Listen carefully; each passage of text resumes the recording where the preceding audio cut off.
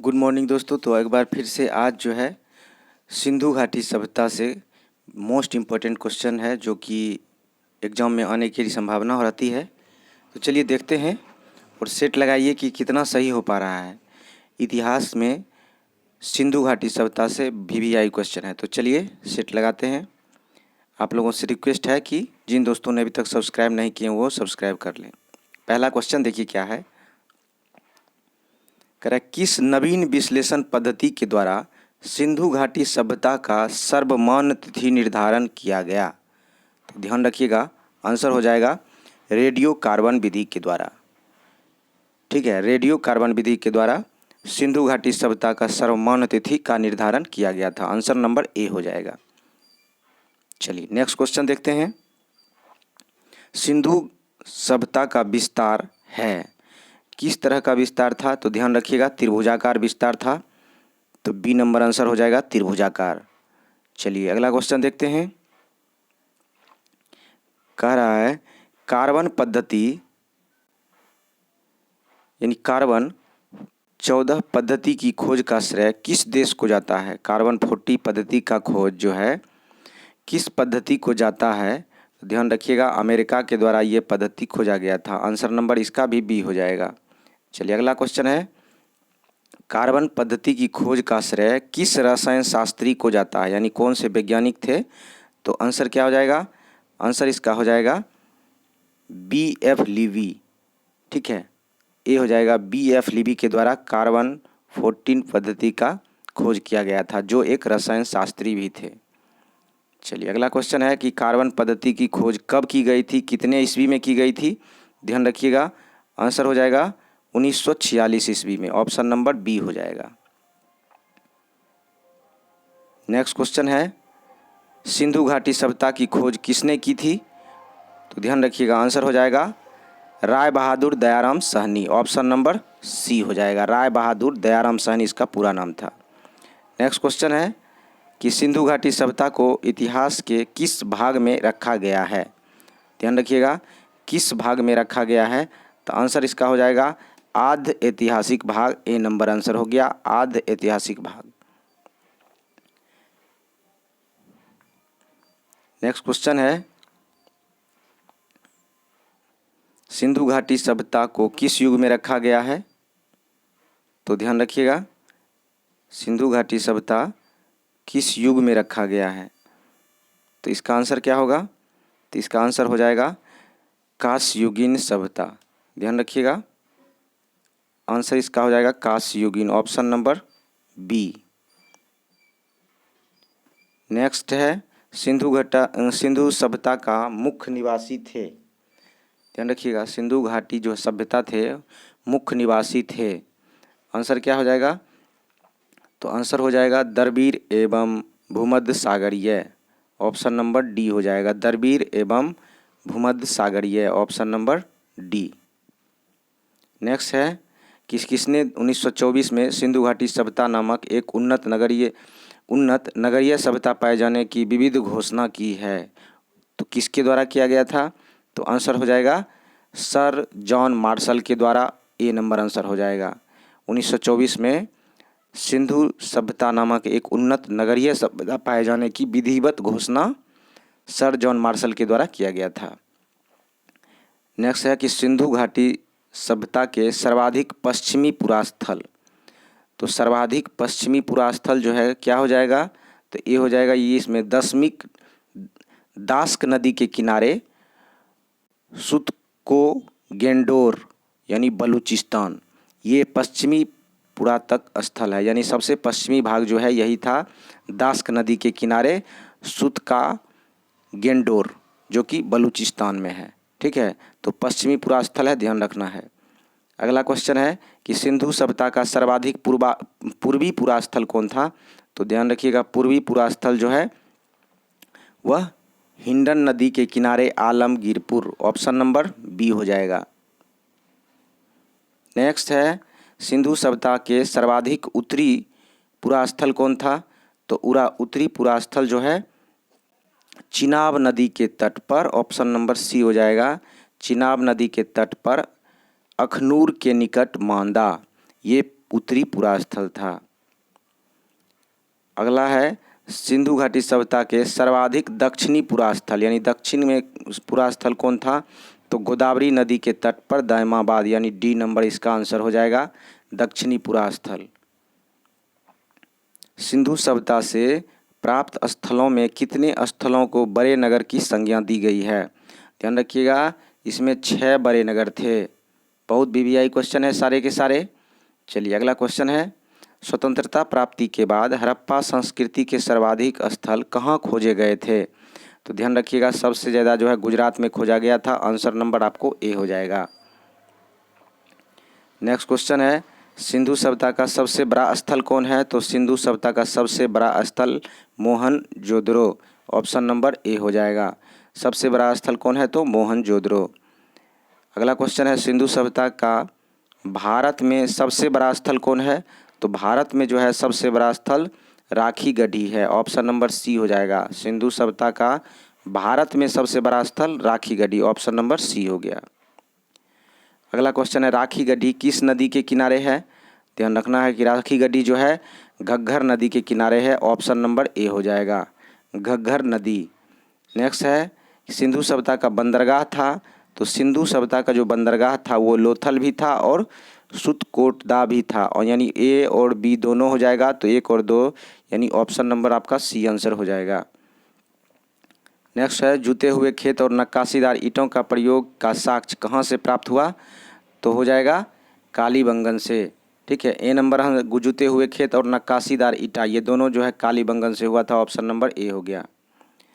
अगला क्वेश्चन है कि मोहनजोदड़ो से प्राप्त सैंधव सभ्यता की सबसे बड़ी इमारत क्या है? ध्यान रखना है, आंसर हो जाएगा स्नानागार, डी नंबर। स्नानागार जो है मोहनजोदड़ो से सबसे बड़ा इमारत था। मोहनजोदड़ो से प्राप्त स्नानागार की लंबाई कितनी थी? ध्यान रखना है, आंसर हो जाएगा इसका 11.88 मीटर, डी नंबर आंसर हो जाएगा। 11.88 मीटर स्नानागार की लंबाई थी।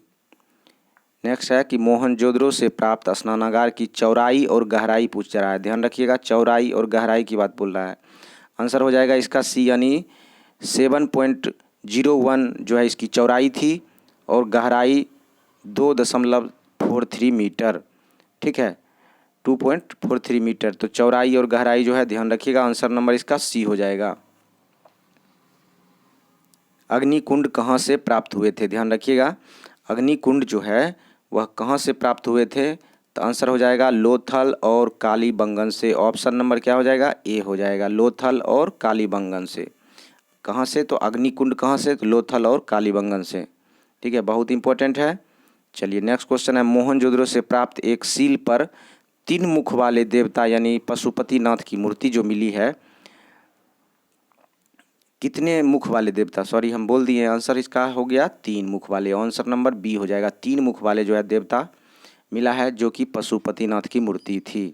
ठीक है, बहुत इंपॉर्टेंट क्वेश्चन है ये। चलिए अगला क्वेश्चन है, देखिए कह रहा है कि पशुपतिनाथ मूर्ति के चारों ओर किस पशु की मूर्ति नहीं है?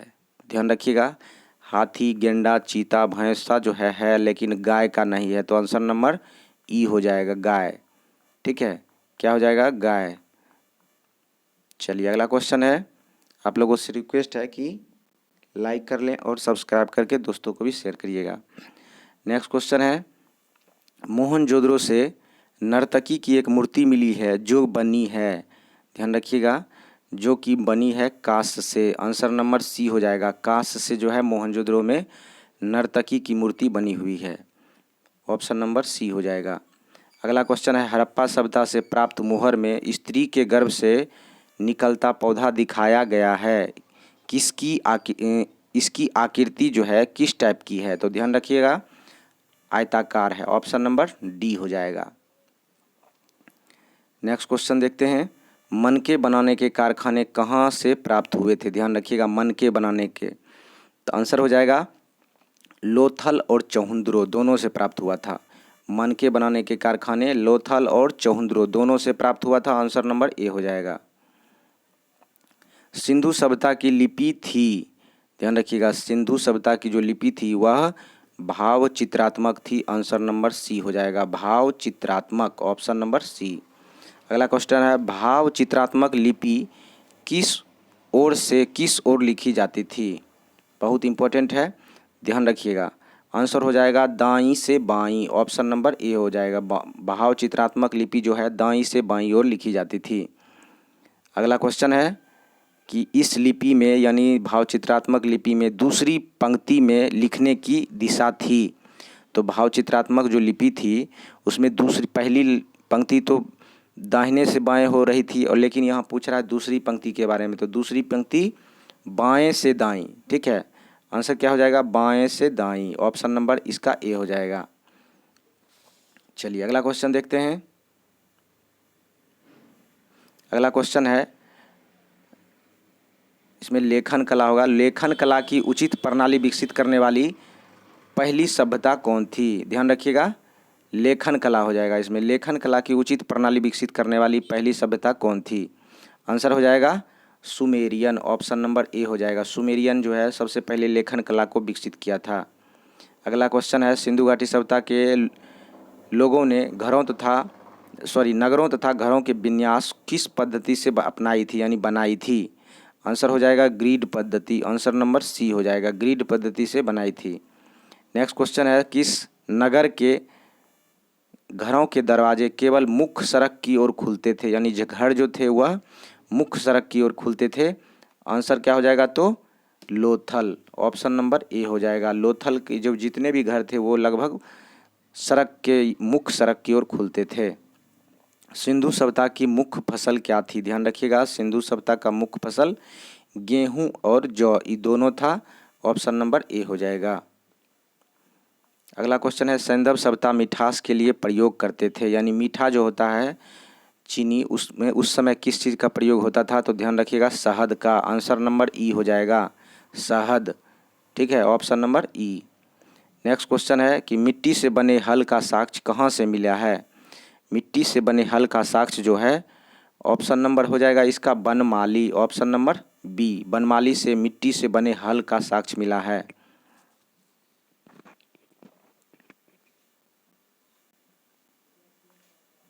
चावल के दाने कहाँ से मिले हैं। ध्यान रखिएगा, चावल के दाने जो है कहाँ से मिले हैं। तो चावल के दाने जो है रंगपुर और लोथल दोनों से मिले हैं, तो आंसर नंबर ए हो जाएगा, रंगपुर और लोथल।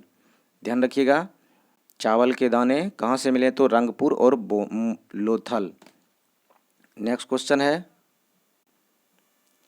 चावल के प्रथम साक्ष्य कहाँ से मिले हैं। ध्यान रखिएगा, प्रथम साक्ष्य की बात किया जा रहा है इसमें, तो चावल के प्रथम साक्ष्य जो है वह लोथल से ही मिला था। ठीक है, ऑप्शन नंबर इसका बी हो जाएगा, चावल के जो है प्रथम साक्ष्य बी लोथल, यानी बी आंसर हो गया, ध्यान रखना है। अगला क्वेश्चन है, मालवा संस्कृति में किस रंग के बर्तन प्राप्त हुए। ध्यान रखिएगा, मालवा संस्कृति की बात कर रहा है, तो मालवा संस्कृति से जो है आंसर इसका हो जाएगा काला और लाल, ऑप्शन नंबर ए। मालवा संस्कृति में जो बर्तन थे उसका कलर काला भी था और लाल भी था। बुर्जहोम संस्कृति में किस रंग का बर्तन प्राप्त हुआ है। तो बुर्जहोम संस्कृति में जो है वह धूसर, ठीक है, उस बर्तन का कलर था धूसर, ऑप्शन नंबर ए हो जाएगा इसका। नेक्स्ट है, जोखे संस्कृति। ध्यान रखिएगा, जोखे संस्कृति में किस रंग के बर्तन प्राप्त हुए हैं। तो जोखे संस्कृति में किस रंग के बर्तन हुए हैं, तो लाल रंग के, ऑप्शन नंबर सी हो जाएगा, जोखे संस्कृति में लाल रंग के बर्तन प्राप्त हुए हैं। नेक्स्ट है कि पूर्वी नवपाषाण काल संस्कृति में किस रंग के बर्तन प्राप्त हुए हैं। तो पूर्वी नवपाषाण काल संस्कृति में जो है वह भूरा और लाल, ठीक है, आंसर नंबर बी हो जाएगा, भूरा और लाल रंग के बर्तन प्राप्त हुए हैं। अगला क्वेश्चन है, सैंधवकालीन घोड़े के अस्थिर पंजर कहाँ नहीं मिले हैं। ध्यान रखिएगा, कहाँ नहीं मिले हैं ये पूछा जाएगा, तो आंसर हो जाएगा आलमगीरपुर, डी नंबर आंसर हो जाएगा। सैंधवकालीन घोड़े के अस्थिर पंजर कहाँ नहीं मिले हैं, तो आलमगीरपुर से। नेक्स्ट है, इस काल में तौल की इकाई संभवतः कितने अनुपात में थी। ठीक है, आंसर हो जाएगा 16, ठीक है, 16 तौल की इकाई संभवतः 16 प्रकार की थी, यानी इकाई जो है 16 आने का जो होता है वो था। आंसर नंबर इसका सी हो जाएगा। ठीक है, नेक्स्ट है संदर्भ सभ्यता के लोग यातायात के लिए कितने पहियों की बैलगाड़ी या भैंसगाड़ी का प्रयोग करते थे। ठीक है, तो आंसर इसका हो जाएगा 2 और 4 दोनों, यानी 2 पहिए का भी बैलगाड़ी और 4 पहिए का भी बैलगाड़ी का उपयोग होता था। आंसर नंबर डी हो जाएगा। नेक्स्ट क्वेश्चन है किसके अभिलेख में वर्णित मलुहा शब्द का उल्लेख सिंधु घाटी सभ्यता से है। तो आंसर क्या हो जाएगा, आंसर हो जाएगा मेसोपोटामिया। ऑप्शन नंबर बी हो जाएगा। किसके अभिलेख में वर्णित मेलुहा शब्द का उल्लेख सिंधु घाटी सभ्यता से है, तो मेसोपोटामिया। ठीक है, अगला क्वेश्चन है हड़प्पा संस्कृति का शासन किस वर्ग के हाथ में था। संभवतः यानी अनुमान लगाया गया है कि हड़प्पा संस्कृति का शासन किस वर्ग में था। तो आंसर इसका हो जाएगा बनिक वर्ग में। ऑप्शन नंबर ए हो जाएगा, यानी जो बनिए वर्ग के थे उन्हीं के हाथ में था। अगला क्वेश्चन है हड़प्पा किस नदी के किनारे स्थित है। ध्यान रखना है कि हड़प्पा संस्कृति जो है वह रावी नदी के किनारे था, तो आंसर नंबर इसका ए हो जाएगा। नेक्स्ट हो जाएगा कि मोहनजोदड़ो किस नदी के किनारे है। तो मोहनजोदड़ो सिंधु नदी के किनारे। आंसर नंबर इसका बी हो गया। चहुंदरो किस नदी के किनारे है। तो ध्यान रखिएगा चहुंदरो जो है वह सिंध नदी के किनारे है। आंसर नंबर बी हो जाएगा, सिंध नदी। चहुंदरो सिंध नदी के किनारे। कालीबंगन किस नदी के किनारे है। ध्यान रखना है काली जो है घग्घर नदी के किनारे है, तो आंसर नंबर सी हो जाएगा। नेक्स्ट है कि कोट दीजी किस नदी के किनारे है। तो कोट दीजी जो है वह सिंध नदी के किनारे है। आंसर नंबर बी हो जाएगा, सिंध नदी। नेक्स्ट है कि रंगपुर किस नदी के किनारे है। तो रंगपुर जो है वह मादर नदी के किनारे है, डी नंबर। ठीक है, रंगपुर मादर नदी के किनारे है। रोपर किस नदी के किनारे है। तो ध्यान रखिएगा रोपर सतलज नदी के किनारे है। आंसर नंबर डी हो जाएगा इसका भी। चलिए अगला क्वेश्चन है कि लोथल किस नदी के। तो ध्यान रखिएगा लोथल भोगवा नदी के किनारे है, डी नंबर इसका भी आंसर हो जाएगा। अगला क्वेश्चन है कि आलमगीरपुर किस नदी के किनारे है। ध्यान रखना है आलमगीरपुर जो है वह हिंडन नदी के किनारे है, तो सी नंबर इसका आंसर हो जाएगा। आलमगीरपुर हिंडन नदी के किनारे है। सुत कांगेडोर, ठीक है, सुत कांगेडोर किस नदी के किनारे है। तो आंसर हो जाएगा दशक नदी। ठीक है, दशक। ऑप्शन नंबर डी हो जाएगा। और नेक्स्ट क्वेश्चन है बनवाली। ठीक है, बनवाली किस नदी के किनारे है। तो रंगोई। ठीक है, रंगोई नदी। ऑप्शन नंबर इसका ए हो जाएगा। नेक्स्ट क्वेश्चन है धौलावीरा किस नदी के किनारे है। तो धौलावीरा जो है लूनी नदी के किनारे है। आंसर नंबर बी हो जाएगा। लूनी नदी कच्छ के रण में विलीन हो जाती है, ध्यान रखिएगा। अगला है कि सोतकाह किस नदी के किनारे है। ध्यान रखिएगा सोतकाह जो है वो सादीकौर नदी के किनारे। आंसर नंबर इसका सी हो जाएगा। नेक्स्ट क्वेश्चन देखिए क्या है, हड़प्पा सभ्यता के उत्खननकर्ता में शामिल थे। तो हड़प्पा सभ्यता के उत्खननकर्ता में कौन कौन शामिल थे। तो आंसर इसका हो जाएगा सभी, यानी दयाराम साहनी 1921 में खोजा था, और माधव स्वरूप वत्स 1926 में, और व्हीलर 1946 में, यानी ऑप्शन नंबर इसका डी हो जाएगा। हड़प्पा के उत्खननकर्ता में ये सभी शामिल थे। आंसर नंबर डी हो गया। नेक्स्ट क्वेश्चन है मोहनजोदड़ो के उत्खननकर्ता में शामिल कौन कौन थे। तो आंसर इसका हो जाएगा राखल दास बनर्जी। ठीक है, ऑप्शन नंबर इसका ए हो जाएगा। राखल दास बनर्जी जो है मोहनजोदड़ो के उत्खननकर्ता में शामिल थे। बहुत इंपॉर्टेंट क्वेश्चन है, 1922 में खोजे थे। कोटदीजी के उत्खननकर्ता कौन है, यानी कोटदीजी के उत्खननकर्ता में कौन शामिल थे। तो इसका आंसर हो जाएगा Ranganath Rao. Option number B हो जाएगा। रंगनाथ राव कोटदीजी के उत्खननकर्ता में शामिल थे। रंगपुर के उत्खननकर्ता में कौन शामिल थे। तो रंगपुर के उत्खननकर्ता में रंगनाथ राव। ठीक है, Ranganath Rao option number A हो जाएगा। 1953 में इन्होंने खोजा था। अगला क्वेश्चन है रोपर के उत्खननकर्ता कौन है। तो रोपर के यज्ञदत्त शर्मा। ऑप्शन नंबर क्या हो जाएगा, बी नंबर का। यज्ञदत्त शर्मा ने रोपर सतलज नदी के किनारे है, उनके उत्खननकर्ता में ये शामिल थे। नेक्स्ट क्वेश्चन है कि लोथल के उत्खननकर्ता कौन थे। तो लोथल के Ranganath Rao. Option number A हो जाएगा। रंगनाथ राव लोथल के उत्खननकर्ता थे। आलमगीरपुर के उत्खननकर्ता कौन थे। तो आलमगीरपुर के कौन थे? तो यज्ञदत्त शर्मा। ठीक है, यज्ञदत्त शर्मा। आंसर नंबर इसका बी हो जाएगा। नेक्स्ट है कि मनोरंजन के लिए सैंधववासी किन साधनों का प्रयोग करते थे? बहुत इंपॉर्टेंट है ये, ध्यान रखिएगा। तो किसके लिए करते थे? मनोरंजन के लिए तो मछली पकड़ना भी करते थे, शिकार करना, उसके बाद पशु पक्षी का आपस में लड़ाना, चौपर और पासा खेलना। तो ये कुल मिला के हो जाएगा इसका आंसर सभी, जो कि ऑप्शन में नहीं ये दिया हुआ है। ठीक है, मनोरंजन के लिए सैंधववासी सभी का प्रयोग करते थे। मछली शिकार करना, मछली पकड़ना, पशु को आपस में लड़ाना, पशु पक्षी को चौपर खेलना और पासा खेलना। ठीक है, बहुत इंपॉर्टेंट है ये। चलिए अगला क्वेश्चन देखते हैं। अगला है, सिंधु सभ्यता के लोग किस रंग के डिजाइन किए हुए लाल मिट्टी के बर्तन बनाते थे? लाल मिट्टी के जो है बर्तन बनाते थे। तो आंसर क्या हो जाएगा? तो आंसर हो जाएगा काला। ऑप्शन नंबर सी हो जाएगा। सिंधु सभ्यता के लोग किस रंग से डिजाइन किए हुए लाल मिट्टी के बर्तन बनाते थे? तो आंसर नंबर हो गया सी, काला। नेक्स्ट क्वेश्चन है कि वह कौन सा स्थल था जिसका निचला शहर भी किले से घिरा हुआ था? यानी जो भी किला था वह घिरा हुआ था। तो आंसर इसका हो जाएगा कालीबंगन। ऑप्शन नंबर ए हो जाएगा। कालीबंगन जो था उसका निचला शहर भी किले से घिरा हुआ था, यानी सुरक्षा की दृष्टि से घेरा गया था। नेक्स्ट क्वेश्चन है कि कालीबंगन का क्या अर्थ होता है? तो कालीबंगन का अर्थ होता है काली चूड़ियाँ। आंसर नंबर डी हो जाएगा।